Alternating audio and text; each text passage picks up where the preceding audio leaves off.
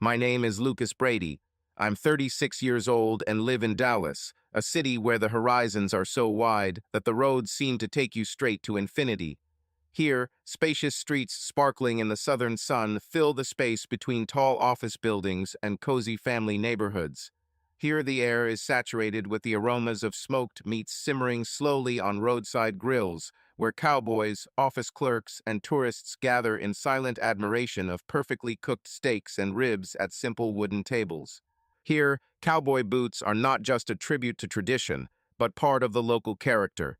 They are worn by both old and young, without fear of the heat or long walks on hot asphalt. I never sought fame or adventure. My life, as it always seemed to me, was orderly and reliable, built brick by brick. I have a wife, Ashley, with whom we have been together for so many years that our habits and views are intertwined like the roots of an old oak tree. Together, we own a small but cozy house in one of the best areas of the city where white fences coexist with well-groomed lawns, where in the evenings you can hear someone plucking the strings of a guitar while sitting on the porch, and somewhere in the distance a ball is knocking on the sidewalk. The children do not want to go home until the last ray of sun. Our neighbors are those we can rely on. They will lend you a lawnmower without any questions if yours suddenly breaks down, or hand you a bottle of good bourbon if the day has been too hard. There is no need to pretend or build walls between yourself and others. Dallas teaches that friendship and simple human sympathy are worth the most. This is exactly how I lived, in the predictable rhythm of days, among familiar streets and familiar worries, believing that everything in my life was strong, like an old Texas oak that would not bend under the onslaught of the wind. My business is related to the installation of smart home systems technologies that make life easier, more convenient, and, as many people think, even a little magical. It's not the most glamorous job. I don't save lives or create works of art, but I do make other people's homes safer, more functional, and more modern. This area is developing rapidly, and the demand for it is growing every year. People want their homes to work for them, so that the lights turn on automatically as soon as you cross the threshold, so that the temperature in each room adjusts to their preferences, and so that the refrigerator itself reminds you when it's time to buy milk. Some strive for maximum convenience, others for security, and others simply want to show off to their friends the futuristic capabilities of their home. Sometimes, when installing another system, I feel a little like an engineer of the future. After all, for many of my clients, their new smart homes look like something out of science fiction, as if technologies that previously could only be seen in films about the distant future have suddenly become part of their everyday life. Modern solutions allow you to control your home from your phone screen, by voice commands, or even using gestures. Smart cameras can not only record video, but also analyze faces, distinguishing between hosts and uninvited guests. Automatic locks open using a fingerprint, and the lighting system remembers the habits of residents, creating a cozy atmosphere in the house without unnecessary hassle. Of course, there are also unusual requests. One of the most memorable orders I ever completed was for a refrigerator. It would seem, what could be special about installing voice control on an ordinary household appliance? But the client, a man of about 40 with an invariably tired look and a good-natured smile, immediately made it clear that the task before me was non-standard. He explained it very simply. I am on a diet. During the day, everything is fine, but at night, my inner demon turns me into an ice cream-eating zombie. He spoke seriously, but there was a note of doom in his voice. Apparently, his battle with nightly attacks of hunger had been going on for a long time, and he, desperate to put an end to it through willpower, decided to trust technology. My task was to make sure that the refrigerator simply did not open after 10 in the evening. As a result, we configured the system so that it responds to the owner's voice commands. If he tried to access food at the wrong time, the refrigerator not only refused to open, but also began to scold him in a mechanical but reproachful voice. No, no, buddy, we agreed. Go to bed, don't eat ice cream. The funniest part came later. A couple of weeks later, he texted me. You created a monster. Now I can't get cheesecakes at 3 in the morning. To be honest, I even wanted to ask if he tried to argue with the refrigerator or tried to outsmart it, but I decided not to traumatize the man with unnecessary questions. Another incident was no less funny.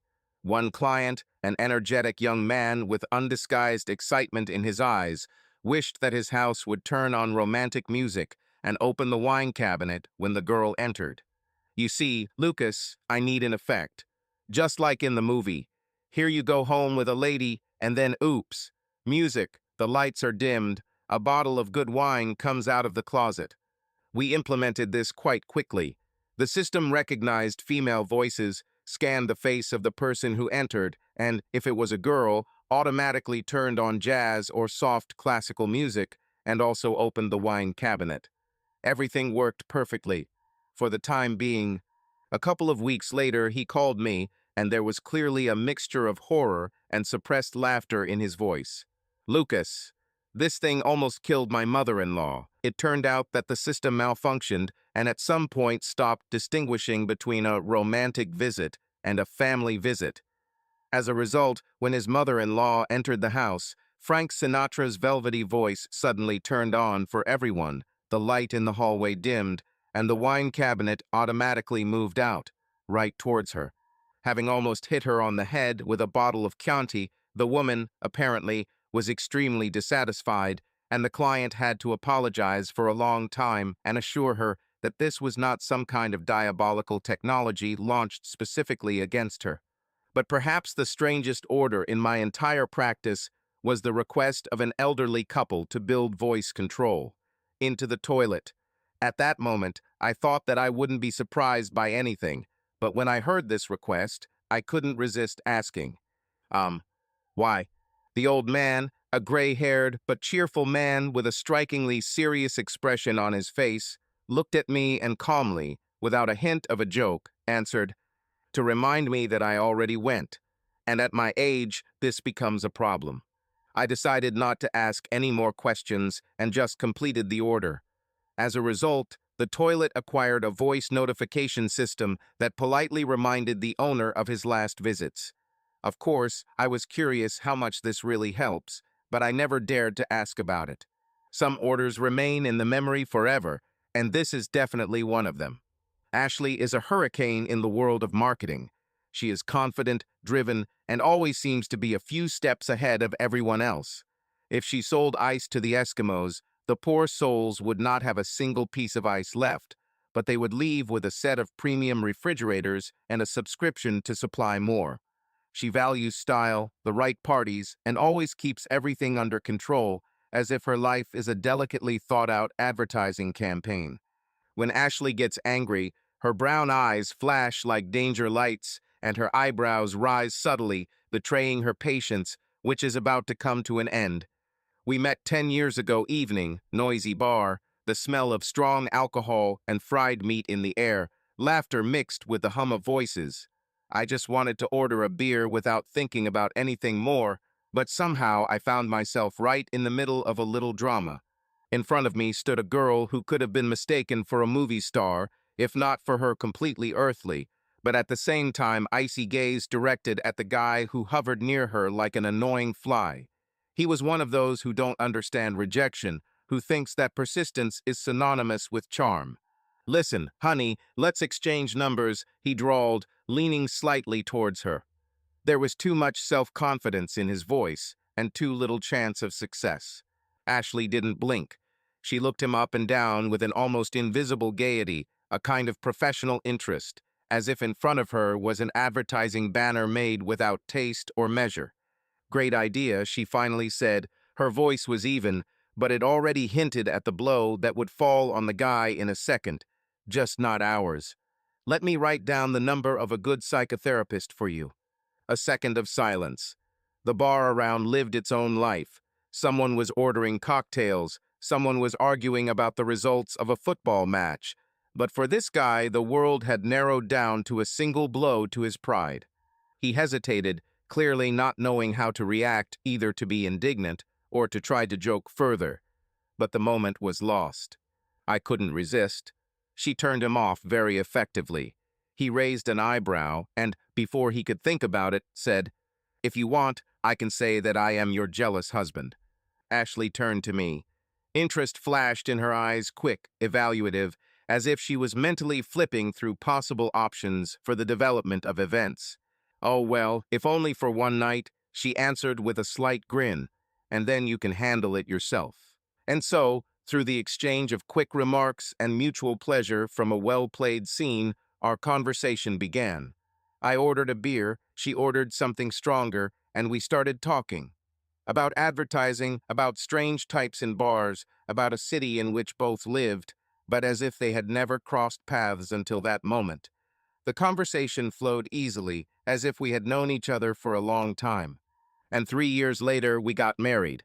Ashley always knew what she wanted. This was one of those features of her that at first delighted and then frightened her a little. She did not build castles in the air and did not have her head in the clouds. Her dreams were clear, verified, and realistic. She wanted a stylish home with floor-to-ceiling windows, where every piece of furniture was carefully selected to harmonize with the overall aesthetic. She wanted a car that would not just take her from point A to point B, but would emphasize her status and taste. She wanted to dine in restaurants where the names of the dishes sounded like foreign spells, and the waiters described the presentation as if they were not talking about food, but about works of art. I was simpler. My dreams revolved around stability, warm comfort, and that very Saturday when you can take your time, relax on a comfortable sofa with a can of cold beer, and immerse yourself in football without thinking about what to wear or where to go. And so we two people with such different views somehow found a compromise. We lived in a stylish house, but it was cozy.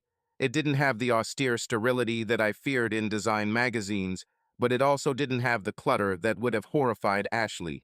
We drove expensive cars, but to my relief, one of them was my reliable SUV, and not just her elegant sedan. And yes, we went to fancy restaurants, but we always had a sofa and a huge TV, which Ashley agreed to fit into the interior, albeit after long negotiations. Our marriage looked strong. We rarely argued. If there were arguments, they were so mundane that they even seemed funny. Who left an empty ice cream container in the freezer, deceiving someone else with false hope? Who forgot to buy milk, although they clearly remembered that they asked for it? Whose turn is it today to walk Ramon, our dog, who at such moments always looked at us as if we were discussing the fate of the entire universe? Our life was busy. Parties, noisy and luxurious, where Ashley shone, and I often chose the role of observer, listening to other people's conversations and enjoying a cocktail. Trips where we changed scenery as quickly as the playlists in her car. Friends who always had a reason to get together, whether it was someone's birthday, a promotion at work, or just a Friday that it would be a shame not to celebrate. We looked like the perfect couple. People talked about it. Our photographs on social networks exuded prosperity. We tanned on the seashore, we elegant at some charity dinner, we laughing with glasses in our hands. Yes, from the outside it really seemed like perfection. Every Friday I met with friends. It was our tradition, something unshakable, like a good old ritual, proven over the years. The week might have been hectic, plans might have fallen apart, but Friday nights remained the same. It was that rare island of stability where I could be myself without worrying about how to choose the right wine for dinner or what impression Ashley and I were making on others. There was no fuss, no high expectations, just beer, conversations, and the feeling of being among your own. One of my friends is Nick, a former military man whom I have known since school. He was always the guy you could rely on. In our youth, when we didn't have enough money for a taxi after another party, Nick invariably found a way out, either persuading strangers to give us a lift or convincing the bartender to give us another chance on credit. In the army, he acquired even more firmness, and now his calmness seemed almost frightening. This is the person who does not lose his head, even in the most tense situations. He didn't ask why or why if he knew you really needed help. He simply asked, "Where to dig and do you need a shovel?" Coming from him, it didn't sound metaphorical. I'm pretty sure that if I really needed a shovel, say, for reasons best left unknown, Nick would simply bring it, no questions asked. We were different. I've always tried to see the best in people. Trusted, sometimes even too easily. I believed the words if they sounded sincere. Nick looked at the world differently. He was not a cynic, but he had no illusions either. He knew that people do not always tell the truth, that behind smiles there are often hidden motives that it is better not to think about. "You're too trusting," he told me more than once, narrowing his eyes slightly and taking another sip of beer. "But I have less reasons for paranoia," I laughed in response. Work has always played an important role in our lives. She was not just a way to make money, she determined our rhythm, filled our days, dictated our plans. If I could be called a workaholic by necessity, then Ashley was a workaholic by conviction. I worked to live, and she lived to work. Her ambition was something indomitable, almost predatory. Ashley was never satisfied with little. She didn't just complete tasks, she made her way forward, leaving behind those who were not fast enough or decisive enough. Her every movement was thoughtful, every step was precise. She easily understood people, calculated their intentions several moves ahead, and used their strengths to her advantage. It was an art, and she mastered it to perfection. Every year, her influence in the agency grew. Her colleagues respected her, or perhaps were afraid of her. The clients loved it. The management appreciated it. It seemed that success was second nature to her. She knew how to enter any room and instantly capture attention. Her voice was smooth, confident, not a single phrase sounded random. But over time, I began to notice how work captured her not only in the office, but also outside it. Even at home, her thoughts remained there among strategies, negotiations, marketing campaigns, and new opportunities. We could have dinner in a restaurant, and I saw how her gaze periodically went into emptiness. She was not just distracted. She was scrolling through scenarios of upcoming transactions in her head, analyzing, thinking through. "You have no idea how chaotic the office was today," Ashley said at dinner, barely touching her plate. "The client decided at the last moment to change the entire strategy.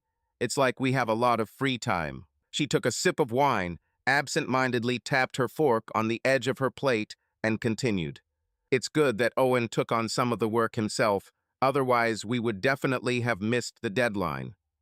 Owen Carter is her colleague, a senior manager who joined the agency a couple of years ago. I didn't know him personally, but I had heard enough about him. A man with impeccable marketing instincts, he was one of the key players on Ashley's team. They seemed to get along great, and judging by how often she mentioned his name, he was her main working ally. "So, did you get out?" I asked, more to keep the conversation going. At such moments, it seemed to me that Ashley was not talking to me, but was simply saying her thoughts out loud. "For now, yes. But that doesn't change the fact that we're having a hell of a week now. Owen has his projects, I have mine, and then there's this damn client who changes everything every 2 days. Sometimes I think he just takes pleasure in boring us to the point of exhaustion." I nodded, understanding what she was talking about. I myself was also busy. A new project, installing a complex, smart home system for a network of country mansions, took up almost all of my time. There was enough work, but it didn't bother me. I loved my job, even if sometimes I had to deal with some pretty weird customer requests. "By the way, how are you?" Ashley finally looked at me. "Yes, everything is as usual. A lot of work, but interesting tasks. I'm currently finishing up setting up a system for a client with a very specific sense of humor. He wants the voice assistant to joke like he's been doing stand-up his whole life." Ashley grinned. "So, you literally create artificial intelligence with sarcasm. I hope he doesn't learn to respond with rudeness." "Of course not. Although, if the client changes his mind, I can add a couple of remarks in the style of, 'Are you sure you want to turn on the light? Maybe you should just go to bed." I smiled. "That would work for me," Ashley laughed. "Sometimes I need a reminder that it's time to finish work and just relax." She thought for a moment, twirled the glass in her hands, and added, "Although, to be honest, I don't even have time to rest now. We have a big project ahead. Owen has proposed some innovations, and now I need to push it all through management. If it works, it will be a big step forward for the agency." We continued dinner, discussing projects, acquaintances, and the upcoming weekend. Small details began to reveal changes in our lives.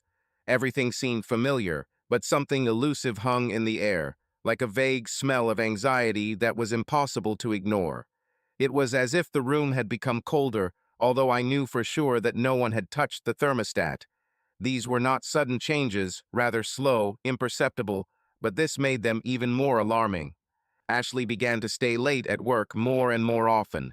At first, these were rare evenings when she arrived tired, threw her coat on the back of a chair, and looked at the wall with an absent-minded look. Then her late returns became habitual. Friday night dinners, which were once our tradition, began to give way to her meetings with colleagues. I wasn't being picky, work is work. I myself have more than once found myself in situations where fatigue took the last of my strength, and I just wanted to fall on the bed and disconnect from everything. But if at first she still tried to compensate for her absence, talked about business, tried to maintain our usual rhythm, now her detachment has become a part of our life. At first I attributed this to her workload, but day after day I noticed new details. She almost never appeared at home during daylight hours. If the weekend had once been a time for the two of us, it now felt like we were living in parallel universes. I would spend the day in the workshop working on projects, and when I walked out into the living room, I would see her sitting at her laptop, barely noticing me. She now held the phone in her hands almost constantly, and if before we could safely leave gadgets anywhere, now it was invariably next to her. When I asked about her day, her answers became increasingly shorter, as if each word was difficult for her. It was as if she had fenced herself off with a wall. In the evenings, she fell asleep before me, turning to the wall, and if I tried to hug her, she gently pulled away, muttering that she was too tired. I knew that work could squeeze you to the last drop. I experienced this myself more than once, but something still haunted me. One evening, I decided to prepare a surprise for her. Dinner, her favorite wine, candles just to remind us both that we are not only partners in everyday life, but also people who love each other. She came home late, looked exhausted and distracted. When she saw the table set, a faint smile flashed across her face. "Have you prepared dinner?" Her voice was quiet, almost guilty. "I wanted to spend the evening together, just relax," I answered, pouring wine into glasses. She sat down at the table, but ate slowly, clearly not hungry. It seemed that her thoughts were somewhere far away. "How was your day?" I asked, trying to keep the conversation going. She looked at me over her glass and frowned slightly. "Long. It seems like I never left the meeting room." I nodded, taking a sip of wine. I decided to try again. "Maybe you can take a day off. Let's spend it together, just forget about work at least for a day." Ashley smiled tiredly, but there was uncertainty in her gaze. "I would like to, but not now. The project needs to be closed." She quickly finished her dinner, thanked me, and, citing fatigue, went into the bedroom. I remained sitting at the table, looking at the unfinished glass of wine. The wind was quietly rustling outside, and a ringing silence reigned in the house. I knew that in her field there were times when work took over, and I wanted to believe that this was just a temporary phase. But inside, an alarming voice sounded louder and louder, which could not be drowned out. I rarely allowed myself a full weekend. Even when there were no urgent projects, there was always something that needed attention: calling clients, updating software, planning new orders. But this time I decided to give myself a day without work, without obligations, just to devote it to what I had long wanted, but did not have time. The morning started slowly. I woke up later than usual, when the sun was already flooding the room with light. I stretched and looked at the empty side of the bed. Ashley is long gone. This was not surprising, but Saturday morning breakfasts used to be our ritual.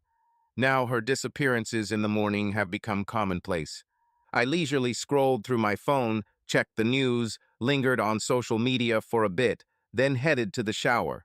A cup of freshly brewed coffee, avocado toast, and a couple of minutes by the window looking out onto the street was nice. For the first time in a long time, I felt at peace. While I was drinking coffee, my eyes fell on the list of things that I had been putting off for a long time. Fix a squeaky garage door, replace a burnt-out light bulb on the porch, clear out the clutter of things under the stairs. It would seem like little things, but too many of them have accumulated. Deciding not to delay, I took the tools and got to work. Time flew by quickly. By the middle of the day, I felt pleasantly tired from physical labor. I even liked it taking care of the house, doing something with my own hands without thinking about work. My mood improved, and I decided to continue the day on a positive note. So I headed to the gym. I've never been a fitness freak, but going for a run and doing a few sets of weights helped shake me up. In the locker room, I met Nick, my old friend, who, it seemed, had also decided to have an active day. "Wow, have you decided to take a break from your brilliant work?" he asked with a grin, slapping me on the shoulder. "Sometimes you need it," I chuckled. "Spend a day at least once without thinking about clients and orders. In that case, I offer you another way to distract yourself. How about a bar tonight? A couple of pints of beer, some light conversation." I thought about it. On the one hand, the idea seemed tempting. On the other hand, Ashley will still work late and will probably come back tired. However, if she wasn't going to spend the evening with me, why shouldn't I allow myself to relax a little? "Sounds good," I nodded. "Write the time and place."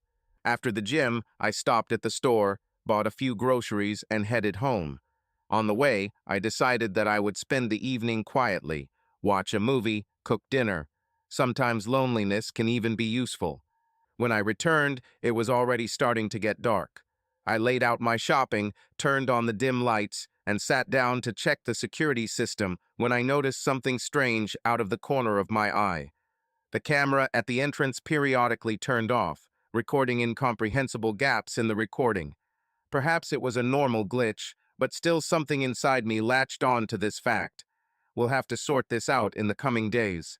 Trips to Ashley's parents have always been something of an obligatory ritual. Her family lived in a cozy house a couple of hours away from us, and every few months we went there for the weekend. Her mother, Barbara, was a classic Southern housewife, caring, a little obsessive, but always with a warm smile and an endless supply of homemade pies. The father, Gerald, was an old-school man who loved to sit on the porch with a cup of coffee and tell stories about his youth. I have always taken these trips calmly. They weren't anything special, but they weren't annoying either. Rather, it was a time when you could take a little break from the bustle of the city, chat with your family, and get some fresh air. However, this time something was different. Ashley was acting strange. She usually enthusiastically helped her mother in the kitchen, chatted with her father about work, and in the evenings we all sat together at the large wooden table, discussing the news. But this time she was constantly absent. It seemed that she was here only with her body, but not with her thoughts. The phone did not leave her hands, and every time it rang or vibrated, she instantly jumped up and walked away, answering in a low, tense voice. "Work," she said to me once, noticing my gaze. I nodded. Of course it's work. In her field, there is always something urgent. There is always someone demanding attention. But why didn't she let these things distract her at times like this before? Why now did any message make her disappear for 10, 15 minutes? The first day went as usual. Barbara was preparing dinner, engaging me in conversation about new recipes, and Gerald offered to help me fix the old fence in the backyard. The two of us fiddled with the boards, laughing at how everything used to be built to last forever. But now even good materials couldn't save us from time. "Tell me, how are you doing, Lucas?" Gerald asked, leaning against the fence and wiping his hands of dust. "Yes, everything is fine, work as always. Sometimes even too much," I answered, flexing my shoulders. "But I think it's better than if she didn't exist." "Smart approach," he nodded. "You know, I always thought you were a good guy. You care about Ashley, and that's important." In the evening, Barbara brought us tea, and Ashley went out into the garden again, phone in hand. Her silhouette stood out clearly in the light of the lanterns, and although I could not hear her words, I saw her nervously gesturing. "Everything is fine?" Gerald asked calmly, noticing that I was distracted. "Yes, of course," I replied, looking away, but something clicked inside. I tried not to stress myself out, but thoughts appeared in my head that something strange was happening in my family. The day went on as usual, and even among the bustle, there was always time for a break. It was at that moment that I met Kevin. We had known each other for a long time, sometimes meeting at lunch, but this time I really needed a conversation. Kevin is the kind of person who doesn't ask unnecessary questions, but if something bothers him, he will definitely get the truth. We were sitting in a small cafe next to the office. Paper cups of coffee stood in front of us. Kevin lazily stirred the sugar, as if giving me time to collect my thoughts. I raised the glass to my lips, but instead of taking a sip, I simply held it in my hands. "Well, lay it out," he said, looking up at me. "You look like you were invited to your mother-in-law's family dinner and forgot to tell her that her sister and 3 cats will be there." I chuckled, but the mood remained heavy. "Nothing special. It's just, Ashley's acting weird. She is constantly busy, returns late, and now carries her phone everywhere, even in the shower. Maybe I'm making this up, but something is wrong." Kevin frowned, put down his sugar-stirring stick, and looked at me carefully. "You know, I'm not a fan of drama, but I'll say this. If a man has a feeling that something is wrong, he's rarely wrong. Details matter. Did you notice anything in particular? Changes in habits, mood?" I thought about it. Indeed, Ashley has become not just busy, she has become different. Less talking, less touching, less of us. We once could chat for hours, even about small things, but now it all came down to a couple of stock phrases. She is constantly distracted.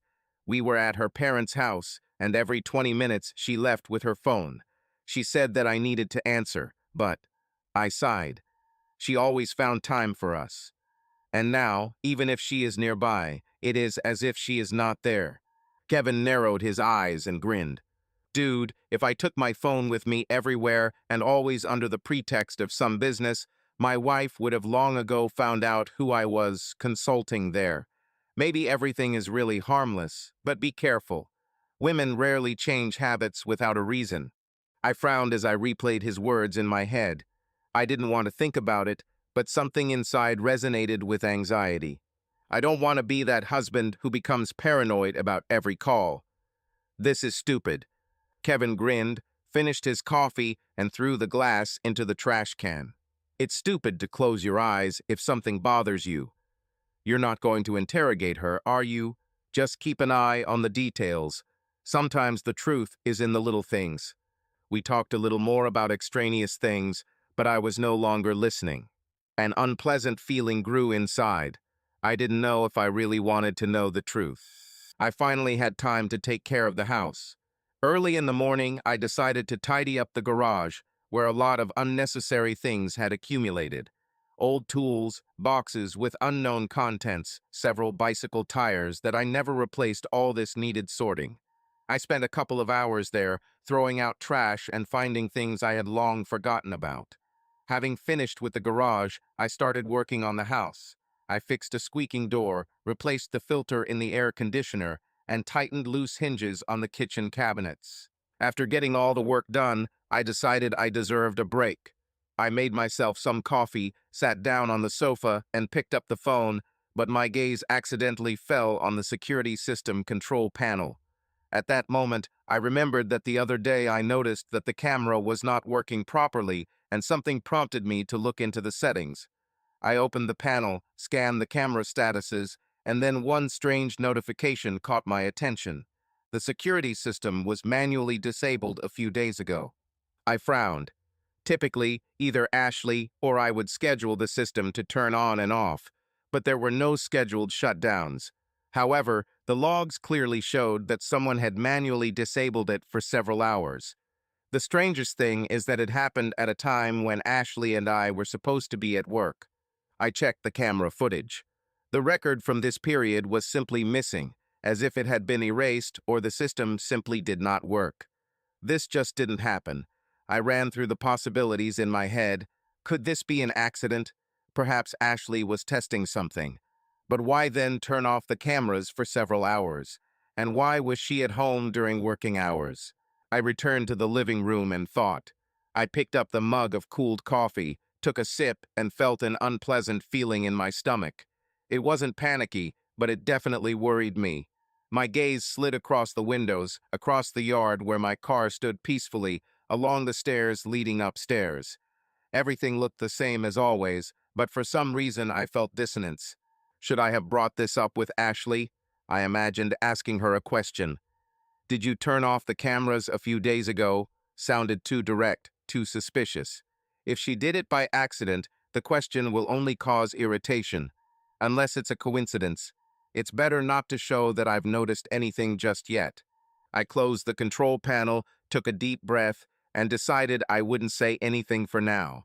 It's better to observe first. Sometimes the truth reveals itself if you give it time. Next week, I had a business trip planned for 2 days. Usually such trips would not cause me anxiety, but now I felt that leaving without taking additional measures would be a mistake. Recent events, the shutdown of the security system, the lack of records, all this haunted me. My intuition told me that something was going on, and I needed to find out what it was.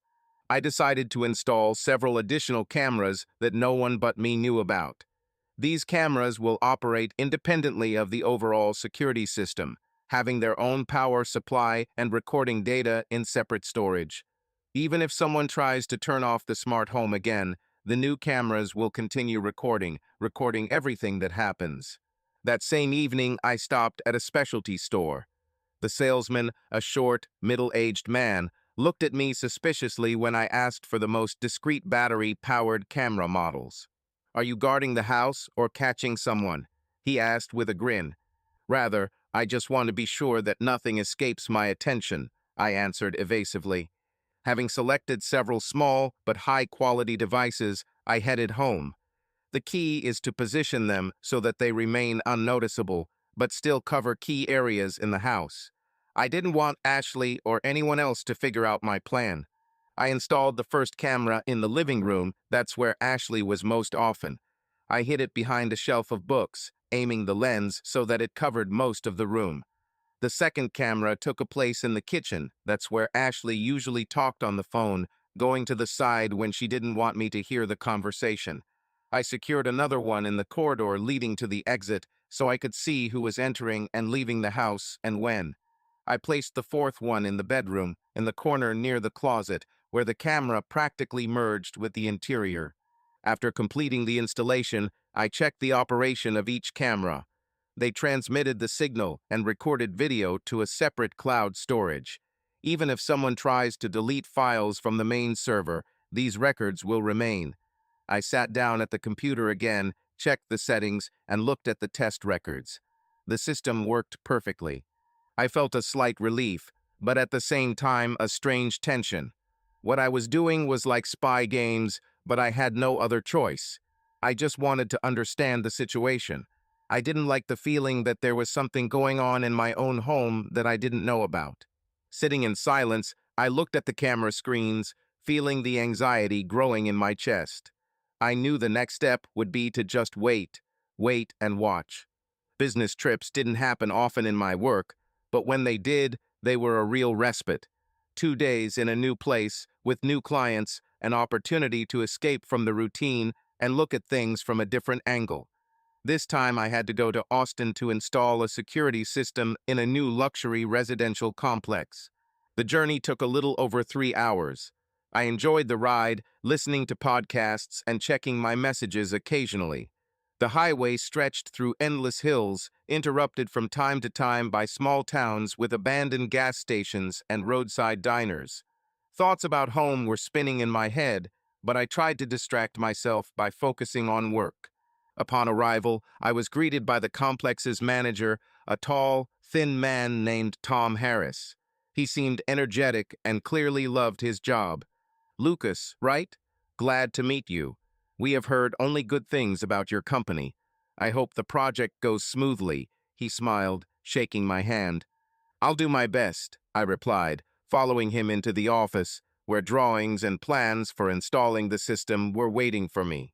The complex consisted of 5 buildings, each of which had to be equipped with a modern security system: cameras, motion sensors, and smart locks. First of all, I inspected the area, identifying key points for installing cameras. The main network nodes were in the basement of the main building, and I spent part of the day checking connections and testing equipment. During lunch, I decided to stop by a local cafe to take a short break. There I met Jason, an industry colleague who also installed smart systems. "Are you the same Lucas? I've heard about your projects." "You're really good at this," he said, sitting down opposite. "Glad to hear that. What are you doing?" I asked. "Mostly private orders. People want not only security, but also convenience. Smart homes are no longer the future, but the present." The conversation turned out to be interesting. Jason said he has been working on creative solutions, including a system that can identify the wearer by their gait. We exchanged contacts, and I realized that this acquaintance could be useful in the future. The rest of the day was spent checking the equipment and setting up the system. There was a power problem on one of the floors, and I had to stay late to fix it. When I finally finished, the sun was setting, turning the building facades orange. Returning to the hotel, I allowed myself to relax. Ordered dinner to the room, took a shower, and stretched out on the bed, finally feeling the tension go away. The road home always seemed pleasant to me, especially after long trips. A feeling of familiarity, comfort, calm. But this time everything was different. There were thoughts swirling in my head that I couldn't get rid of. I couldn't wait to check the camera footage, the Wi-Fi logs, to make sure that my suspicions were unfounded. But something inside told me that this wouldn't happen. My heart was beating faster than usual, and I felt more and more tense, as if I was preparing to see something that would change everything. When I opened the door, Ashley was already home. She sat in the living room, staring blankly at the phone. Usually, she would at least ask how the trip was. This time, there is silence. Cold, heavy, oppressive. I felt a lump rise in my throat. "Hi," I said, taking off my jacket and trying to speak as naturally as possible. "Hello," she answered in an even voice, without taking her eyes off the screen. I nodded, threw my bag in the corner, and walked into the kitchen, pouring myself a glass of water. We didn't see each other for 2 days, but it felt like I was returning to an empty house. I glanced at her furtively, hoping to catch some hint of emotion, but her face remained expressionless. After dinner, which was more of a formality than anything meaningful, Ashley went to the bedroom, citing fatigue. I stayed in the living room, waited for a while, and then sat down at my laptop. The first thing I did was open the security control panel. I checked my Wi-Fi login history, and there it was, a new device connected to my house one evening when I was away. This could not be explained by chance. Next, I moved on to the cameras. Opened the notes. Several times over the past 2 days, the system detected movement in the house when Ashley was not alone. Owen's face appeared on the screen. He entered through the back door. My heart sank. I continued to watch the video, feeling how my insides grew colder with each frame. Owen acted confidently. It was clearly not his first time here. He knew where everything was, calmly walked through the house, entered the kitchen, as if he felt like the owner. But the worst was yet to come. I scrolled further until I saw what I was most afraid of seeing. The bedroom camera captured a moment that left no room for doubt. Ashley and Owen. They had sex. Their voices, movements, intimate gestures, all this was in front of me, in cold frames of silent betrayal. Do you know what's the funniest thing? Ashley laughed hoarsely, running her nails along his chest. He doesn't even try. She thinks that I'm just tired, that I'm going through a hard period. Owen chuckled, lazily squeezing her thigh. Poor thing. Everything is waiting for his wife to want him again. Ashley rolled her eyes, licking her lips. And me, I don't even pretend anymore. I just say, no, turn around and go to sleep. Owen laughed loudly. So, his whole married life now is quiet despair in the dark. Ashley arched, pressing herself closer to him. I don't even strain myself with him, I just turn away and fall asleep. And with you, I finally feel what real intimacy is. Owen grinned, squeezing her chin. Because now you have someone who fills you deeper than that pathetic loser could ever dream of. He doesn't even understand who is now the boss in his house. Acoustic sensors picked up every word, every moan, every whisper that should not have sounded in my house. I leaned back in my chair, feeling my heart pounding in my ears. An icy lump thickened in my chest. This was not just speculation, not just guesswork, it was reality. Now I had more than just suspicions. I had proof. I ran my hands over my face, trying to comprehend what I saw. Everything that seemed stable collapsed overnight. Now the question was not whether it was true or not. The question was what to do next. I sat in the dark, staring at my laptop screen as the video finished playing. Pause, black, silence. I could close the lid, delete the files, pretend it never happened. But reality was already imprinted in my head, and there was no turning back. Something dark was bubbling in my chest, something I had never experienced. Pain, anger, humiliation, probably a little bit of everything. I felt my heart beating wildly and my temples pulsating from the rush of adrenaline. The first thought was the simplest: pack your things and leave. Slam the door behind you, leave everything behind, erase Ashley from your life, erase her like a useless file. But the more I thought about it, the more something else flared up inside me, evil, cold, calculating. I could just get a divorce, file documents, end this marriage, which has already turned into a fiction. But this was not enough. They laughed in my house. They betrayed me, knowing that I would return, knowing that they were taking a risk. This was not an accidental mistake. It was a conscious, cynical betrayal. And just walk away, just give them what they might have been waiting for. No, I didn't mean to play the victim. I closed my laptop and took a deep breath. Think, Lucas. Calmly, coolly. The force was on my side. I had knowledge, technology, the ability to control the situation, to see everything. I could expose them to ridicule, expose them in front of colleagues, friends, her family. Or I could act more quietly, more subtly, let them feel the same thing that I felt now. I got up and walked around the room, trying to put my thoughts into a logical chain. The first thing I needed was time. Time to decide exactly how I want to end this. There is no hurry. Revenge is a dish best served cold, and I was planning on preparing a whole banquet. I sat down in a chair, opened a bottle of whiskey, and slowly poured myself a glass. The liquid burned my throat, but I continued to drink, feeling the warmth spreading through my body. Various options popped into my head. I could send these notes to her parents. I could leak them to the office where they worked. I could just put it all on the internet, tear their lives to pieces. But that would be too easy, too fast. I remembered how Ashley and I met, how she smiled at me that evening in the bar, how she played with words, how she seemed like the most sincere woman in the world. Was it a lie from the start, or did something change later? I threw my head back and closed my eyes. Memories mixed with reality, leaving behind only bitterness. Then I thought about Owen. This man entered my house, used my things, slept with my wife, laughed, knowing that I did not suspect anything.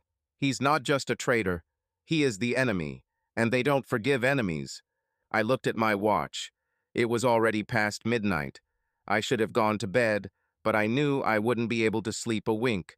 Tomorrow I will wake up, have breakfast with Ashley at the same table, kiss her forehead, as if everything's the same. Let her think that I am still her trusting, unsuspecting husband. Let him enjoy this moment. For now. I woke up early, but lay in bed, pretending that I was still sleeping. Ashley was breathing nearby. Her breathing was even and calm. It was as if nothing had happened, as if she hadn't destroyed everything we'd built over the years. I clenched my fists, but quickly pulled myself together. Now is not the time for emotions. Now is the time to observe. In the kitchen, while the coffee was brewing, I silently watched Ashley get ready for work. She looked perfect. Hairstyle, makeup, impeccably chosen suit. In years past, I would have thought I was lucky to have a wife like her. Now I knew who she was trying so hard for. Is it late again today? I asked, taking a sip of coffee. Ashley froze for a moment, but then put on her usual smile. Yes, a lot of meetings, then dinner with clients. I see, I nodded. Have a nice day. When the door closed behind her, I sat down at my laptop. I needed more information. I opened the Wi-Fi logs again and made sure that Owen was connecting to the network, not only in the evenings, but also during the day, during the workday. They met here at my house while I was at work. The correspondence that I managed to restore confirmed everything. They discussed how good they were together, shared moments of passion, and made fun of me. "He's so naive, he doesn't even know," Ashley wrote. "Honestly, sometimes I even feel sorry for him." "Well, almost," Owen answered with a smiley face. These words burned inside me more than any blow. But there were other messages, business ones. Owen told her about his new project, discussed strategy with her, shared inside information that perhaps should not have been shared even with his colleagues. This could be to my advantage. I began to scrupulously record everything that could be useful to me. In the afternoon, I stopped at the cafe where I usually met with Kevin. I needed advice. "Do you still want to be just an observer?" he asked, putting the cup aside. "For now, yes," I answered, although I wasn't entirely sure myself. "Then be careful. The longer you hold it inside, the stronger the explosion will be." I nodded. He was right. But I still had time. I needed to know everything, every detail of their affair, every step they took. I sat in the car, looking out the windshield, but not seeing the road in front of me. Thoughts were spinning in my head that had never even occurred to me before. Divorce, division of property, money. As much as I wanted to, I had to protect myself. If I leave things as they are, Ashley could easily take half of everything I've earned from me, or maybe more. I wasn't paranoid, but after what I saw, I couldn't trust her. She betrayed me, which means she could, without a twinge of conscience, try to leave me with nothing. I had worked too hard, put too much into this marriage to just walk away and leave her with everything I had built. So it was time to take action. I opened the banking app on my phone. There was a lot left in my personal account, but the joint finances were also significant. Too significant to risk. I didn't know how soon this would all end, but I knew one thing. When she realized that I knew everything, she shouldn't have a chance to rip me off. First of all, I transferred money from the main account to a new one, opened in advance in my name. No notifications, no traces. Then I blocked her access to our shared cards. She might not even notice it right away, but when she does, it will be too late. The next step was a lawyer. I wasn't planning on applying right now, but a consultation wouldn't hurt. I dialed the number Kevin gave me. "Jackson and Partners, I'm listening to you," said an even voice. "Hello. I need advice on divorce proceedings and financial protection. When can we meet? We have a window tomorrow morning. Will it suit you?" "Yes, sign me up." I pressed end call and exhaled deeply. I never thought I would find myself in such a situation. The next day, at exactly 10 o'clock in the morning, I entered the office of the law firm Jackson and Associates. The spacious hall, leather chairs, glass walls, everything here exuded confidence and high cost. A young secretary met me at the reception. "Lucas Brady, come in. Mr. Jackson is already waiting for you." I nodded and headed into the office, where a man of about 50 with gray temples and a tenacious gaze was waiting for me. He motioned for me to sit down. "So what brings you to me?" he asked, opening his notebook. I briefly talked about my situation without going into emotions. Just the facts: infidelity, possible divorce, the need to protect your assets. "Have you already taken any steps?" he clarified. "Yes, I transferred most of the money to a new account and limited access to cards. Nothing official yet." Jackson nodded approvingly. "That's reasonable. But there are nuances. If your wife decides to challenge this in court, you will need to prove that the money belongs exclusively to you. She can claim that they were part of the family budget. What if some of them are invested in my business? That's a different conversation. You need to collect all the documentation to show that you invested your personal funds and not joint finances." I nodded. The conversation became more detailed. We discussed possible scenarios, how to protect real estate, shares, accounts. I learned how to properly prepare paperwork to prevent Ashley from having a chance at most of my property. I shook his hand and left the office with a new understanding of the situation. Now it was not only a moral war, but also a financial strategy, and I was going to win. After meeting with the lawyer, I finally understood there is no need to rush. In this game, emotions are my enemy and composure is the only weapon that can give me an edge. Any outburst of anger, any thoughtless word, even a slight trembling of the voice can work against me. The less I show, the harder it will be to guess my intentions. I left the office in a leisurely manner, with a deliberate deliberateness that should inspire confidence. A light rain was drizzling outside, dripping down the collar of his coat in icy drops. I put my hands in my pockets and breathed in the cool, damp air, feeling a sense of control slowly grow within me. Now I have a plan. Now I have a goal. My task is to behave as if nothing happened. Not a single unnecessary gesture, not a single word spoken out of place. I have to smile, shake hands, joke, pretend that everything is the same, that everything is going the way it should go.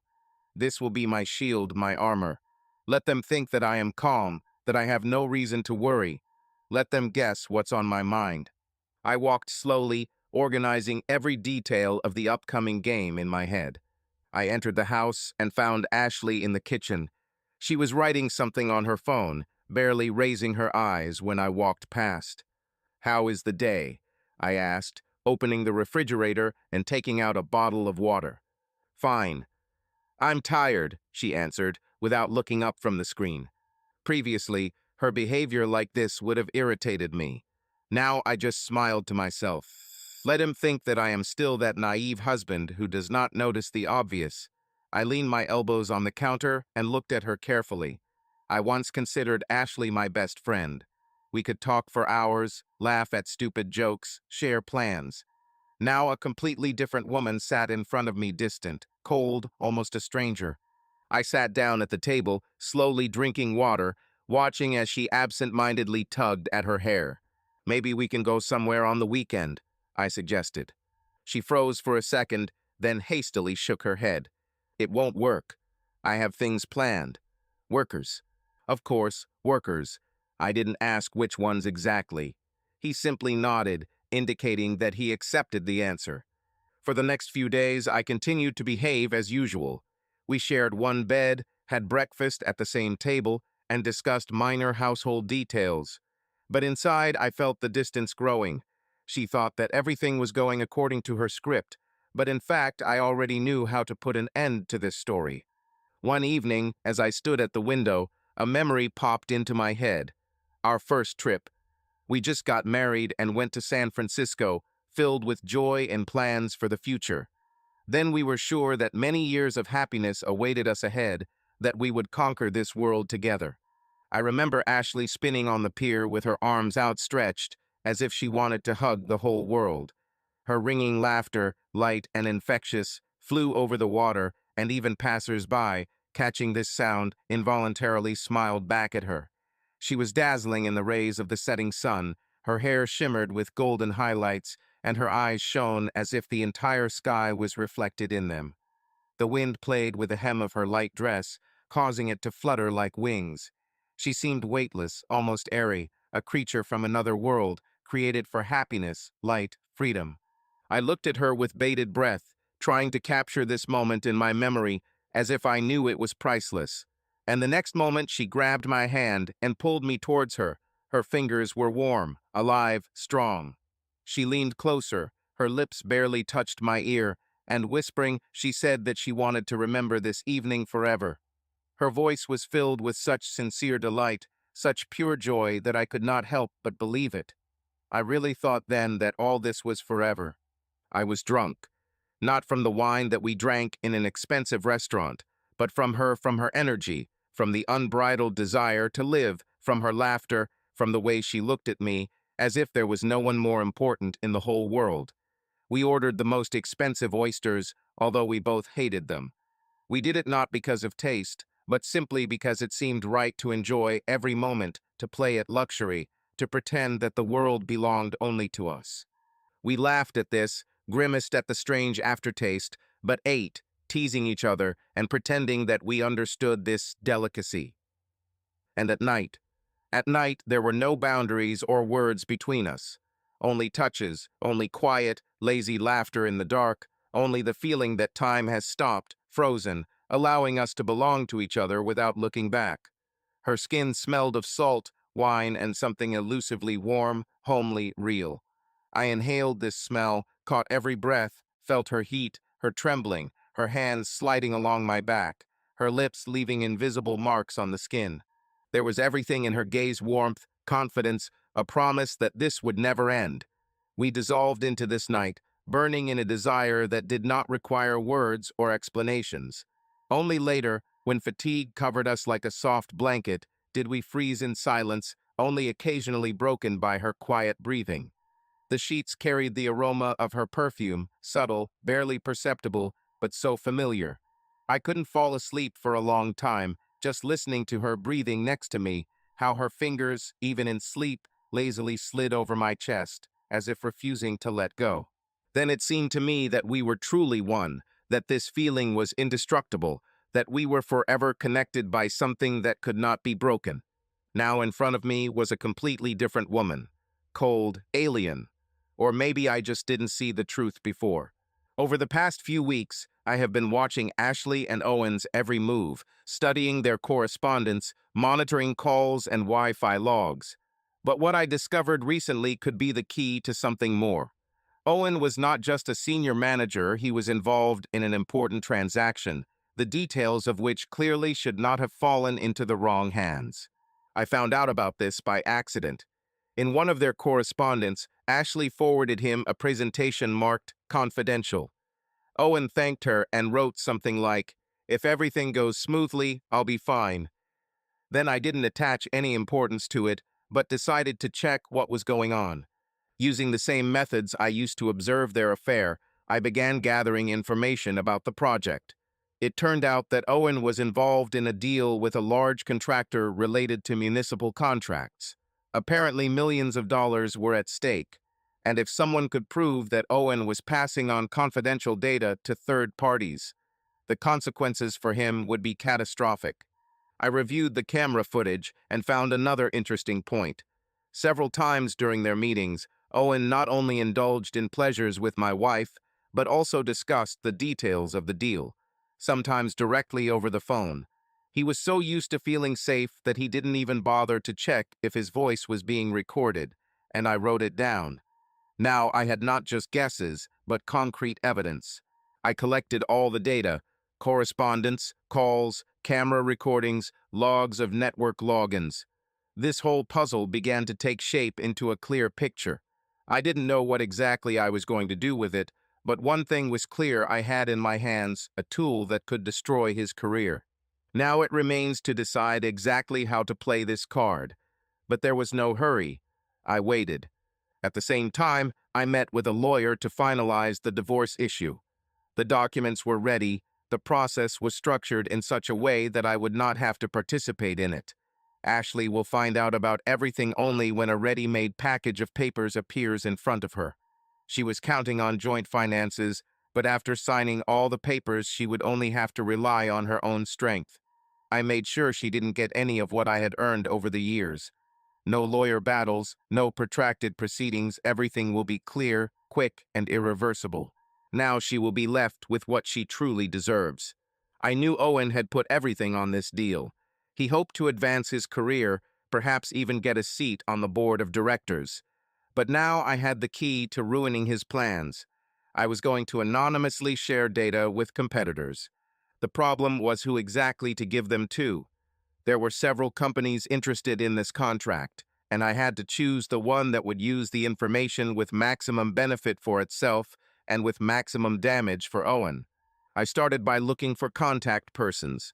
Thanks to my business, I had connections in technical circles, and after a couple of calls, I was able to connect with a representative of one of the largest competitors of Owen's company. His name was Victor Holmes, an experienced corporate lawyer who knew how to use information to his advantage. Through a friend of mine, I arranged a meeting. The meeting took place in a neutral place, a small private club, where entry was by invitation only. Dim lamplight, muted jazz, and expensive drinks created an atmosphere of exclusivity. Victor turned out to be a man of about 45, with a cold, penetrating gaze and the manners of a man accustomed to always winning. He was impeccably dressed, His movements were precise and confident. This man did not waste time on empty talk. "I was told that you have information that may interest us," he began, taking a sip of whiskey and looking at me appreciatively. I chuckled slightly and handed him the flash drive. "It's not even information," I said. "This is a way to put an end to a game where your competitor thinks he has already won." Victor didn't immediately look at the contents. He simply put the flash drive in his jacket pocket and then looked at me again, clearly wondering whether to continue the conversation. "And what do you want in return?" he asked calmly, but there was a hint of wariness in his voice. "Nothing. Just make it work. It is beneficial for you to win the tender. It is beneficial for me for him to lose." Holmes nodded silently, took the phone from his pocket, and sent a short message. "I will study your evidence," he said, putting away the phone. "If everything turns out to be as you say, my client will find a way to use it correctly. And I think that your acquaintance is unlikely to be able to keep his place after this." I noticed how he smiled faintly and realized that the job was done. Owen had no idea what kind of blow he was about to receive. "I hope for your efficiency," I said, getting up from the table. Victor offered to drink, but I refused. I didn't celebrate it's too early. Leaving the club, I got into the car and exhaled. Now all that was left was to wait for the dominoes to start falling. I didn't know exactly what it felt like, the moment when you leave behind everything you knew. When you close the door behind you, without looking back, without doubt, without allowing yourself even the slightest hesitation. But now, standing in the middle of an empty house, I finally felt it. Strange calm. No anger, no pain, no regret, just silence. I packed my things quickly and methodically. A suitcase with essentials, a backpack with equipment, documents. No photos together, no gifts, nothing that could leave a taste of the past. Everything that had any sentimental value remained here. The engagement ring lay on the bedside table, like the finishing touch to this story. I ran my finger along its smooth surface, paused for a second, and left it there. I don't need it anymore. Before leaving, I looked around the house again. I ran my hand along the wall, remembering how we chose this paint color. I remembered how we argued about where to put the sofa, how we laughed when we first tried to cook dinner in this kitchen. This place was once filled with joy, but now it was just empty space. No longer a home, just a brick and glass building. I left the keys on the kitchen table, walked out the door, and got into the car. He started the engine, but was in no hurry to leave. This house was reflected in the rearview mirror. Just yesterday I was returning to it, thinking that this was my refuge, my fortress. Now it's just a point on the map. I took a deep breath, gripped the steering wheel, and finally drove out of the yard. Ashley hurriedly got out of the car, glancing at the house. She couldn't stay late. Her meeting with Owen had gone on too long, and she was already late. She took a deep breath, checking her reflection in the car's side mirror. Everything is fine. Nobody will suspect anything. She straightened her hair again, exhaled, and headed towards the entrance. But before she could reach the porch, a man in a formal suit stopped next to her. "Bailiff." She immediately felt something was wrong. "Mrs. Brady?" he asked in an official tone. "Yes?" Ashley froze, frowning slightly. "I have documents for you." He handed her a thin folder. Ashley automatically took it, opened it, and ran her eyes over the first lines. "A claim for divorce." She froze. For a second, it seemed as if the letters on the page had merged into one blur. Her breathing hitched. She raised her head sharply and looked around, as if trying to find Lucas nearby, but he was nowhere to be found. Only his signature at the bottom of the page made it clear that this was not a mistake. "What?" she muttered, unable to believe it. The bailiff shrugged his shoulders indifferently. "All details are set out in the documents. You can review them and contact your lawyer if necessary." He nodded, turned around, and walked away, leaving her alone on the porch. The house greeted her with emptiness. Silence, too harsh, too alien. Lucas's things were gone. She quickly walked to the bedroom, as if hoping that she would find at least something there. But there was only a ring thrown on the nightstand. Ashley swallowed. My heart beat dully in my chest. This is impossible. The office lived its usual life: calls, negotiations, coffee breaks, the sound of keyboards, the occasional chuckle from employees. But for Ashley, this day seemed like a living nightmare. She walked into the meeting room, clutching the documents tightly in her hands, as if they could explain to her how it had come to this. Her heart was beating too fast. The same question was ringing in her head. How did he know? She paced nervously around the room, glancing quickly at the door. She needed to talk to Owen. Immediately. He should help you figure it out.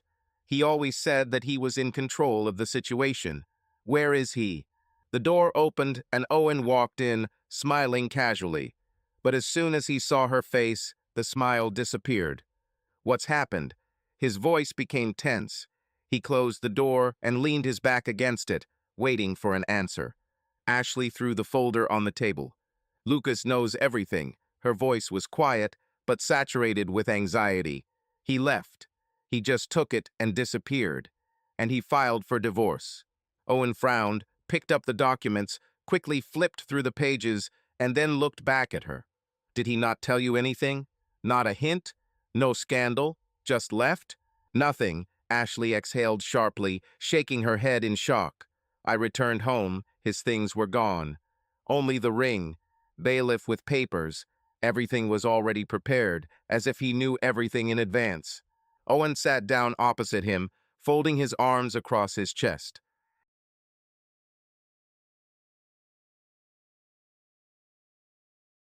Ashley clenched her fingers into a fist, feeling her palms sweat. She took a deep breath before speaking out loud the thought that popped into her head. He works on security systems. What if he was watching us? Owen froze, then nodded slowly, processing what he had just said.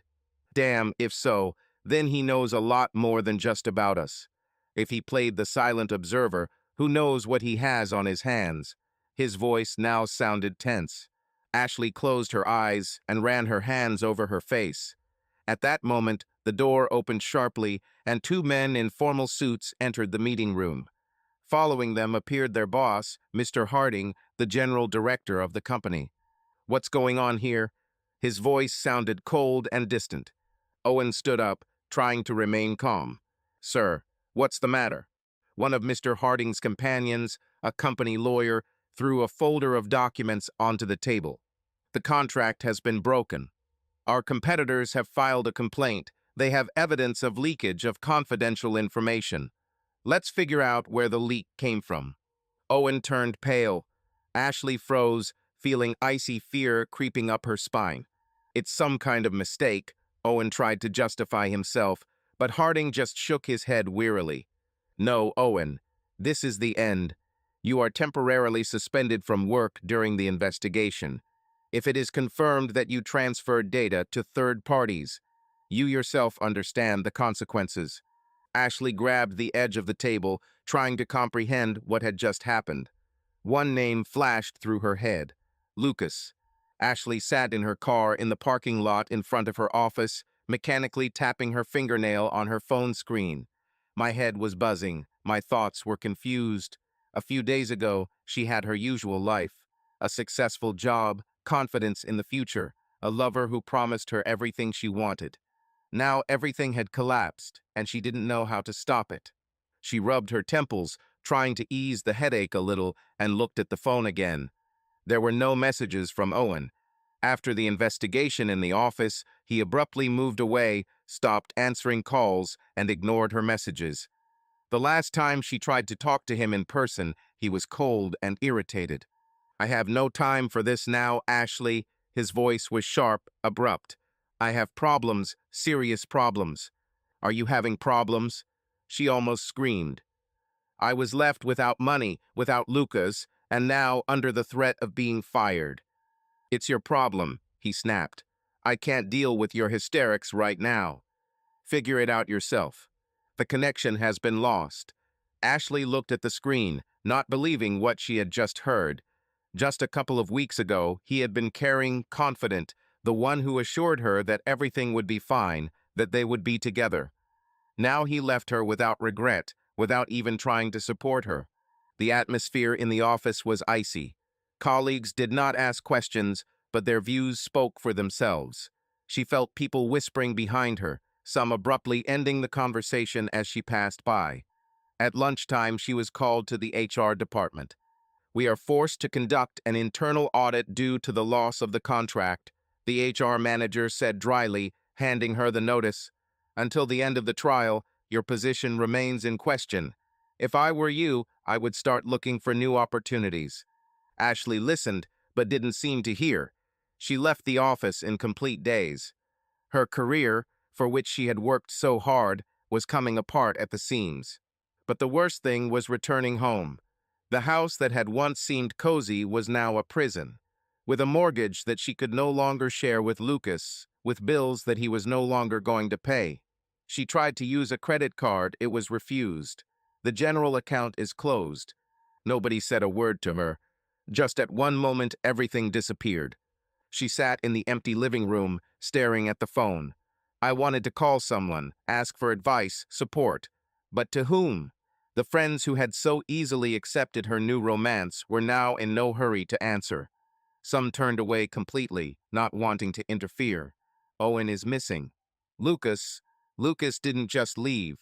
He erased her from his life and left her alone in this chaos. She got up, went to the mirror in the hallway and looked at her reflection. There is fear and confusion in the eyes. For the first time in a long time, she didn't know what to do next. Owen sat in his office, nervously tapping his fingers on the table. Until recently, he was sure that he was in control of the situation, but now the world was collapsing before his eyes. Yesterday, he was finally suspended from work, and today he received notice of immediate dismissal. This was the official end of his career. "Let's be honest," said Mr. Harding, the general director, coldly. "After the scandal with the contract, we have no choice. The company cannot afford reputational risks." "I never passed on information," Owen muttered, feeling the back of his neck break out in a cold sweat. "We don't need your excuses," the lawyer sitting next to Harding snapped. "The evidence suggests otherwise. And if you want to avoid getting sued, you'd better just walk away." Owen wanted to object, wanting to say that he had been set up, that this was all a mistake, but he realized that no one was listening to him. A lump came to my throat. Everything he worked for was gone. Career, respect from colleagues, prospects, everything is destroyed in one moment. As he left the building, he felt the eyes of the employees watching him. Just a month ago, he felt like a king here. Now he was nobody. On the street, he tried to dial Ashley, but her phone did not answer. Nobody answered. He got into the car and stared at the windshield. What now? What's next? Ashley sat in the courtroom, staring blankly at the papers in front of her. Divorce.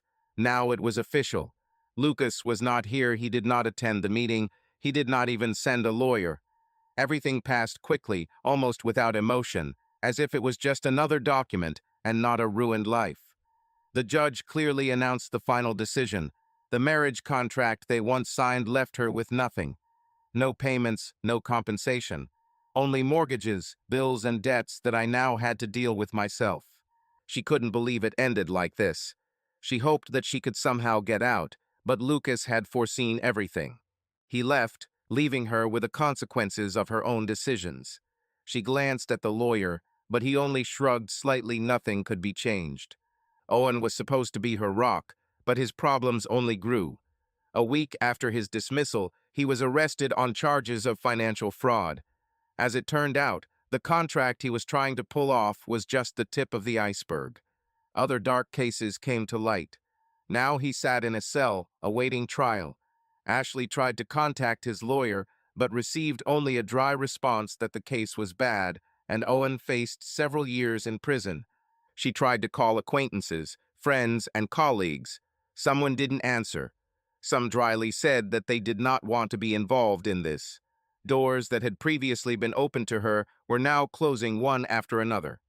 When she returned home, she was overcome by a feeling of emptiness, an oppressive, heavy, icy wave spreading throughout her body. Once this house was her refuge, filled with warmth and joy. There was the sound of laughter, the smell of freshly brewed coffee in the mornings, and flickering candles on quiet evenings. Her dreams, her hopes, her love lived in this space. Now the walls seemed alien, and the silence was suffocating. The house was no longer a home. It became a reminder of everything she had lost. The creaking of the mailbox door broke the viscous silence. Ashley glanced inside, as if she knew in advance what awaited her, and sighed wearily. Receipts, bills, notices from the bank, each envelope was a sentence, a dispassionate reminder of the debts that, like a snowball, continued to grow. She pulled out a particularly unpleasant letter from the pile of papers, another warning about paying her mortgage. The deadline is almost over. Her income was now barely enough for food and utility bills, and if she was fired. Thoughts swirled in my head like a whirlwind of anxiety. She didn't remember how she got to the living room, but now she was sitting on a shabby sofa, covering her face with her hands. A dull pain twisted my chest, my breathing became labored. Everything was falling apart, and there was no way out. Her marriage turned out to be a dummy, an illusion that melted away, leaving behind only the bitterness of disappointment. The lover, the one for whom she went against everything she had, is now in prison. No money. The friends disappeared, one after another, as soon as she ceased to be beneficial or interesting to them. She was left alone. Through the tears clouding her vision, she looked out the window, but saw nothing, neither people passing by, nor moving cars, nor the light of advertising lights. Only vague shadows, as if her life was now a blur. Everything that used to seem like a beautiful story to her, a book in which every chapter is full of meaning, passion, hope, has turned into an endless series of shattered dreams. And the worst thing was the realization. She brought herself to this end. Neither circumstances nor someone else's, will only her own decisions, mistakes, desires, for which she now had to pay too high a price. Lucas sat at a table in a dimly lit bar, lazily stirring ice in a glass of whiskey. Opposite him, Nick, stretched out in a chair, watched him with a grin, clearly waiting for him to speak. They had been to this bar more than once, but today the atmosphere was special light, almost festive. "Come on, lay it out already," Nick chuckled, taking a sip of beer. "I can't wait to hear how you ruined their lives so meticulously." Lucas chuckled as he slowly tilted the glass, watching the ice collide with the sides. "I won't lie, Nick. I'm happy. Very pleased. Everything went even better than I expected. No screams, no tears, no hysterics. Just cold, clear calculation. It was as if I had pulled off a perfectly planned operation. And you didn't even doubt it?" Nick raised an eyebrow, putting the glass on the table. "Not for a second. They thought I was a naive idiot. They thought they could get away with everything. But I just showed that everything has consequences. Ashley was left with debts. Owen was in prison. They got exactly what they deserved, and without a single direct action of mine. They have driven themselves into a trap." Nick snorted, shaking his head. "I knew you were holding something back, but damn it, Lucas, it was a brilliant move. You literally took their lives apart without touching a single one of them. It's not even revenge, it's a chess game where you played checkmate in 3 moves, and they didn't even realize what they were playing." Lucas grinned and shook his head. "The funny thing is, Nick, I didn't do anything to them directly. I simply allowed them to reap the fruits of their own decisions. All I did was remove myself from their equation, and then they are on their own. Well, considering that you closed all the accounts, cut off her path to money, and anonymously sent information about Owen to her competitors." Nick bowed his head as if assessing the situation. "Well, yes, you can say that you just removed yourself." Lucas laughed and raised his glass in a slight gesture of toast. "Exactly. Not a single blow, not a single scene. Just a well-thought-out plan. Ironic, right? They thought that I was weak-willed, that I could be manipulated. Well, let them now enjoy the consequences." Nick knocked his glass against his. "Well, here's to a clear victory." They drank, and Lucas finally allowed himself to relax. Lucas stood on the balcony of the hotel room, leaning his elbows on the cold metal railing. A night city stretched out before him, endless and alive, like a giant organism flickering with thousands of lights. Myriads of headlights stretched along the streets in luminous veins, Neon signs flashed on and off in time with the rhythm of the night, and somewhere below cars hummed, merging into a constant, subtle noise reminiscent of the breathing of a metropolis.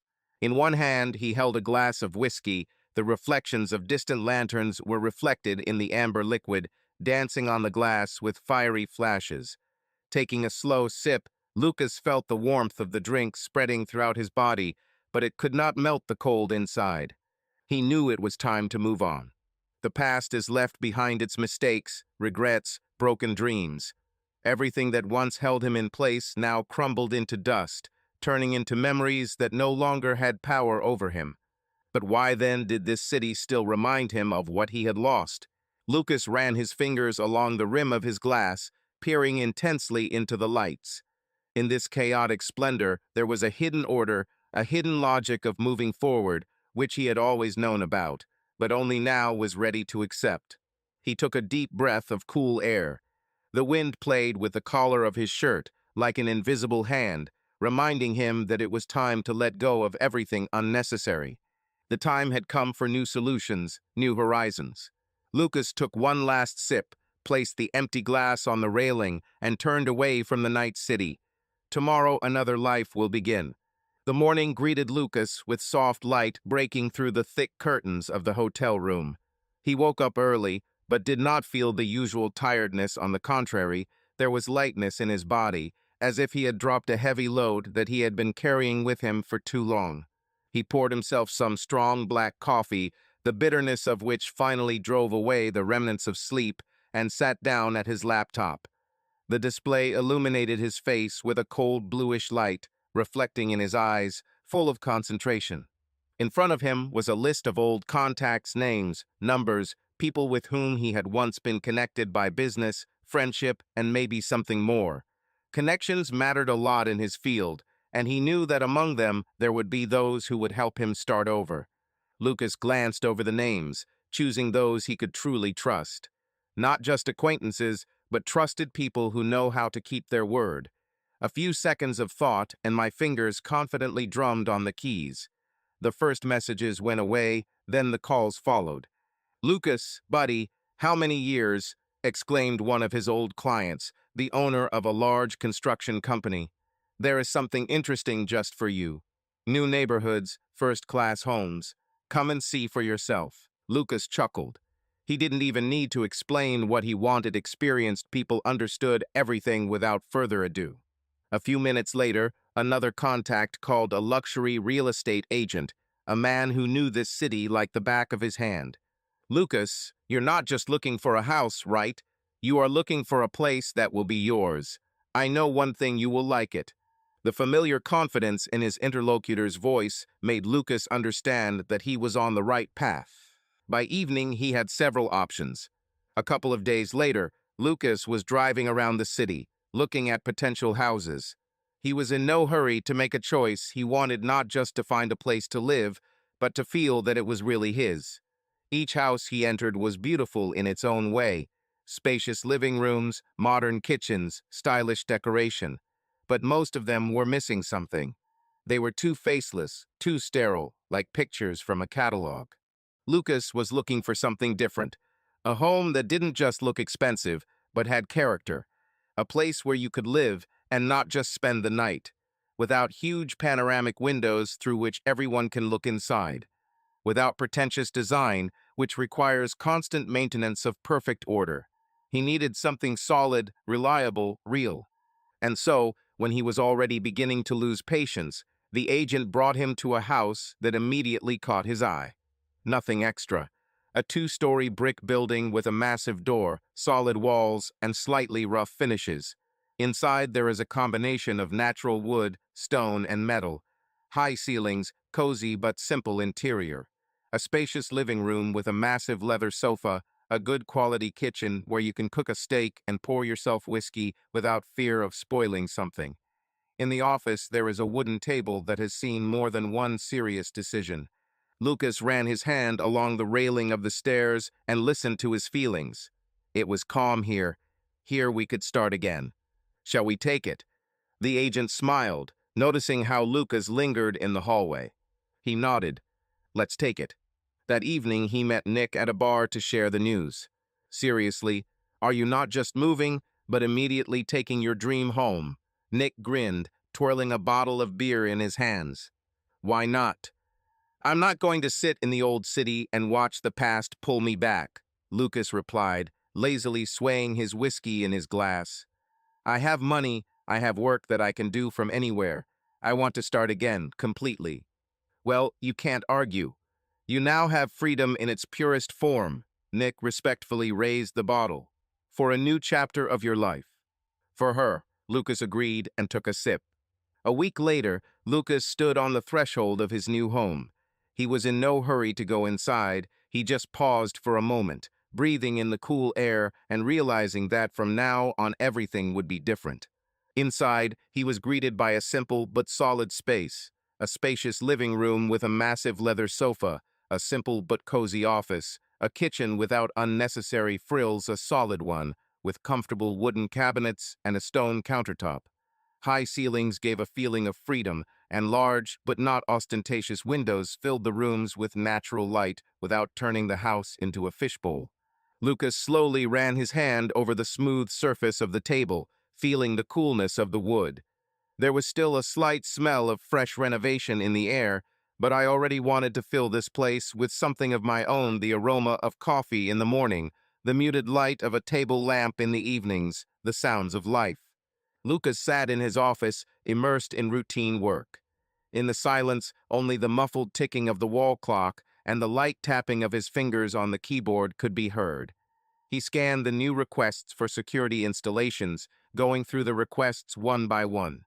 Work did not stand still. The world was changing, technology was improving, and wealthy people were still looking for ways to protect themselves, their families, and property. Lucas has long known that when a client has money, he doesn't just want an alarm system and a couple of cameras on the facade.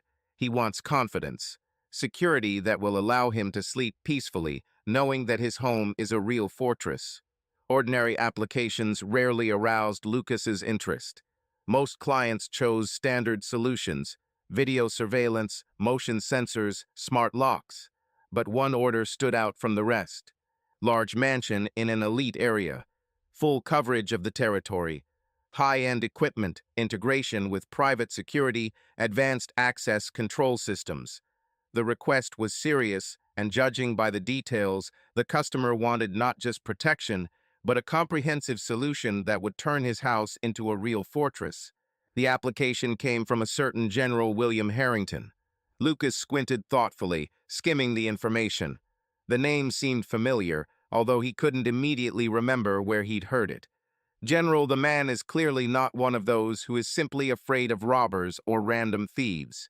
Such a person is accustomed to discipline, to thoughtful decisions, and probably understands security. Interesting, Lucas thought, leaning back in his chair. He contacted the number provided, and the voice on the other end grumbled. Arrive tomorrow at 10 a.m. Do you know the address? Now I know, Lucas answered, writing down the coordinates. The next morning, Lucas drove up to the massive wrought iron gate and stopped. The gate towered before him, powerful, heavy, but moving with absolute precision. He entered the code that was sent to him in advance, and a second later the mechanism quietly came to life. The metal doors parted to the sides, silently, as if they were lubricated every day. Having passed through the entrance, he found himself in a world of impeccable order and luxury. A snow-white mansion with columns loomed before him, looking as if it had stepped off the cover of an elite architectural magazine. Every detail of the facade spoke of high cost and refined taste, from the perfectly trimmed bushes at the foot to the heavy carved doors with massive bronze handles. On either side of the driveway was a well-kept garden with perfectly smooth lawns, statues, and neatly trimmed trees. The air was saturated with a light aroma of freshly cut grass and flowers. At the very entrance to the mansion stood several expensive cars sparkling, without a single speck of dust. These were cars of people who were accustomed to a higher standard of living. Lucas turned off the engine, got out of the car, and looked around for a moment. Everything in this place spoke of the exclusive status of the owner. Every stone in the cobbled path, every curve of the wrought iron lanterns at the gate, everything was done flawlessly, without compromise. There was no place for chance here. Before he could take even a couple of steps, the massive door of the mansion swung open. A young woman flew out of the house. Her steps were fast, confident, as if she was going into battle. She was tall and slender, moving with that easy grace that is characteristic of people who are confident in themselves. Her long brown hair fell over her shoulders in soft waves, fluttering slightly with every step, catching the morning breeze and glistening in the sunlight. The skin is smooth, with a slight golden tint, emphasizing natural beauty, and the face. The face seemed to be created to bewitch. High cheekbones, a slightly upturned nose, full lips, which were now tightly compressed, betraying her irritation. But most of all, the eyes were catchy deep, bright green, with a fire that flared up in them, like a flame flaring up in the wind. She was angry, and this made her even more attractive. The tight dark blue blouse emphasized the curves of her figure, the thin fabric hinting at softness, but did nothing to soften her confident posture. The tight trousers sat perfectly on her hips, emphasizing every smooth curve of her body, and the thin heels gave her even more expressiveness. She walked quickly, as if she was going to either tell Lucas off or throw something heavy at him. Or maybe both options at once. She stopped a few steps away from him, crossed her arms over her chest, and this gesture only further emphasized the curve of her waist. Her gaze glared at him. "Listen," she blurted out, not even allowing him to open his mouth. The voice sounded sharp, indignant, and real indignation blazed in the green eyes. "If my father thinks that I will allow him to install security cameras in every room, then he is sadly mistaken. This is an invasion of privacy." She stood in front of him, hands firmly on her hips, tense, ready to defend her position to the last. Even the slight blush that flashed on her cheekbones betrayed the emotions that were boiling inside. Lucas watched her silently, giving her the opportunity to speak. He saw in front of him not just an irritated woman, but a person accustomed to controlling the situation and fighting for his space. Her confidence was part of her nature, like that defiant look, which read a warning, "Don't try to argue with me." But he was still going to do it. Raising an eyebrow, Lucas crossed his arms over his chest. "Nice to meet you. Lucas Brady, Security Systems Specialist," he said calmly, but with a slight mockery in his voice, watching as she narrowed her eyes, as if assessing him anew. "And by the way, I wasn't hired to spy on you. I'm here because your father wants to protect this house." "Yeah, of course," she snorted, folding her arms over her chest. "And the cameras in my bedroom are also for security, right?" "Cameras in the bedroom." He shook his head, not hiding his grin. "I'm in the business of protecting against threats, not creating a reality show. And you know, I could just turn around and leave. But I like to see people jump to conclusions." She squinted, looking at him carefully, as if trying to read his thoughts, scan him with her gaze, find in him even the slightest shadow of insincerity. Her green eyes sparkled, and her lips pursed slightly, a classic gesture of a person accustomed to keeping the situation under control. "You're too self-confident," she said, crossing her arms over her chest. Lucas wasn't embarrassed. On the contrary, a slight smirk touched his lips. "And you're too suspicious," he retorted calmly, holding her gaze. For some time, they simply looked at each other, as if waging an unspoken battle. Neither of them wanted to be the first to look away. Neither of them was going to give in. There was a tension between them, dense, palpable, but not at all hostile. This was something else. Lucas saw it in her gaze, that spark that flared for just a moment before she could hide it. But he noticed. And it seems she felt it too. A barely noticeable smile flashed at the corners of her lips, tiny, almost imperceptible, but still real. She did not yield, but no longer looked as if she was ready to throw him out of the house for the very fact of his presence. "Okay, Mr. Brady," she finally said, tilting her head slightly to the side. Her voice became softer, but there was still a warning in it. "Let's see what you can offer." She took a step back, but before turning around, she added in a lower voice, "But if I notice even one hidden camera in my bathroom, you'll be out of here faster than you can blink." Lucas grinned, feeling that this job would be much more interesting than he expected. Lucas stood at the altar, slightly adjusting the cuffs of his tuxedo. The thin fabric fit him perfectly, emphasizing his silhouette, but he hardly noticed it. At this moment, clothes, music, the noise of voices, everything became unimportant. Around him is a shining hall, filled with light and laughter. Hundreds of guests in elegant outfits, shimmering in the light of the chandeliers. Luxurious snow-white compositions of lilies and roses filled the space with their sophisticated aroma, mixing with light notes of expensive champagne. The air was saturated with a feeling of celebration, a moment that will be remembered for a lifetime. The orchestra played a gentle melody, its sounds softly scattered throughout the hall, reflected in the glasses of sparkling wine. The tables, set with impeccable taste, were bathed in the light of candles, flickering with a warm golden glow. People smiled, whispered, someone secretly wiped away tears of joy, but Lucas no longer cared, because he noticed only one thing her. Sabrina Harrington, now almost Sabrina Brady, walked slowly down the aisle towards him, her light lace dress shimmering in the light of the chandeliers, cascading across the floor in a cascade of delicate folds, like the iridescent foam of the sea, softly hugging the shore.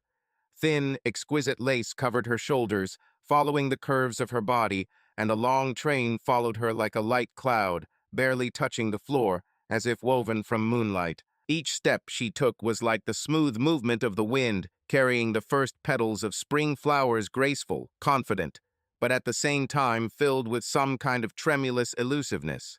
The golden light of candles and chandeliers was reflected in her hair, neatly styled, but with a couple of stray strands that gently framed her face, as if the artist had left a few living, natural strokes on the portrait. A thin chain with a tiny pendant glittered around her neck, the same one that he had given her once, on one of those warm evenings when they wandered along the shore, laughing. In her hands she held a bouquet of white peonies and soft pink roses, their petals, like velvet, echoed the tenderness of her skin, illuminated with a light blush. Her eyes, sparkling, deep, piercing, were full of that same daring fire that he saw in them for the first time. Then she stood at the gate of her house, holding a dagger in front of her, resolutely squeezing it in her thin but strong fingers, ready to rush into battle if necessary. She mistook him for a spy, another messenger of her father, who, like everyone else, came to control her life. He remembered how she looked at him, then a withering look, decisive, full of genuine contempt. He chuckled, remembering this moment. Hell, he knew even then. He knew that this girl would become something more for him than just a casual acquaintance or another obstacle. She was fire, a hurricane, that whirlwind that burst into his life, turning everything upside down. And now she was walking towards him not with a weapon in her hands, but with tenderness hidden in the corners of her lips, with a silent oath in her eyes. The music sounded somewhere on the edge of perception, soft chords mixed with the noise of the guests breathing. But for him at that moment, there was only one thing she. Somewhere in the crowd of guests, there was laughter. Someone was whispering. Someone was brushing away a tear of emotion. And suddenly Lucas heard a familiar voice from behind. So, well, where am I supposed to shed tears? He turned around and saw Nick. The old friend stood there in an impeccably fitted suit, wearing the same grin Lucas had known for years. The glass of whiskey swayed easily in his hand, and there was undisguised pleasure in his eyes. "I thought you wouldn't be able to come?" Lucas asked, shaking his friend's hand. "Well, let's just say it's a pleasant surprise," Nick grinned. "In general, I'm here to see the result." "The result?" Nick chuckled and raised his glass to his lips. "Have you thought about how it happened that you received that order? With that same general. Come on, Lucas. I told you that I have useful contacts. I just pushed fate a little." Lucas froze, digesting what he heard, and then suddenly laughed. "Are you saying that this is all a setup?" "No, no, no," Nick made an innocent face. "I just helped speed up the inevitable a little. Well, let's just say, I knew you two needed to meet. Sabrina is stubborn, independent, with character, and that's exactly what you needed to bring you out of your past." Lucas shook his head, still grinning in disbelief. "You're a fucking cunning bastard." "I know," Nick drawled contentedly, clinking his glass with him. "Well, brother, are you ready?" Lucas looked back at Sabrina. She was almost there, and at that moment time seemed to slow down. Her light lace dress fluttered softly with every step, flowing in a cascade of delicate folds, as if woven from morning fog and sunlight. Absolute confidence shone in his eyes, the same one that captivated him from the first day they met. Her lips were touched by a barely noticeable, but such a warm smile, not forced, not shy, but sincere, filled with something more than just joy. Her family walked slowly behind her. The father, tall, stately, with glimpses of gray in his dark hair, looked at his daughter with pride, which was visible in every movement, in every breath. His eyes sparkled as if he was holding back too many emotions, not allowing himself to relax at such an important moment. Her sister, graceful, almost a mirror image of Sabrina, straightened the hem of her dress with slight excitement, carefully removing every fold so that it fell perfectly. Lucas took a deep breath. The excitement that had previously been swirling in his chest suddenly gave way to something completely different, warm, filled with confidence, as if the universe itself was whispering to him, "Everything is correct." He felt it with every cell of his being, with every thought, with every heartbeat. He nodded. Ready. Somewhere a wedding march began to play. The solemn chords piercing the air merged with the rustling of fabrics, with the muffled noise of the crowd, with the quiet signs of relatives. Sabrina came closer. Her steps were leisurely, but firm, as if she was walking not just towards him, but into a new life, into a destiny that was now inextricably linked with his own. And then her fingers, light, warm, trembling with barely noticeable excitement, touched his hand. Lucas squeezed her hand, absorbing the touch, realizing how precious it was. At that moment he realized, yes, he did everything right. All the decisions, all the doubts, all the difficulties they went through brought them here. Life was just beginning. Subscribe to our channel so that your love doesn't cheat on you, and go ahead and listen to the next story, because this story is nothing compared to the next one. If you're under 18, don't even think, click to the next one.